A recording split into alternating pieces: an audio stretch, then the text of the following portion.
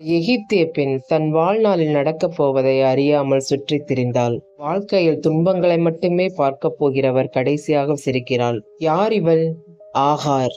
Abraham சாராவின் அடிமை பெண்ணாக சென்றாள். அடிமையாக இருந்தவளின் அனுமதி கூட கேட்காமல் தன் கணவனுக்கு மனைவியாக்கினாள் சாரா.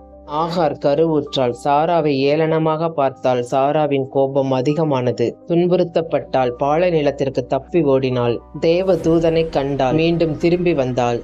இஸ்மயேல் பிறந்தான்.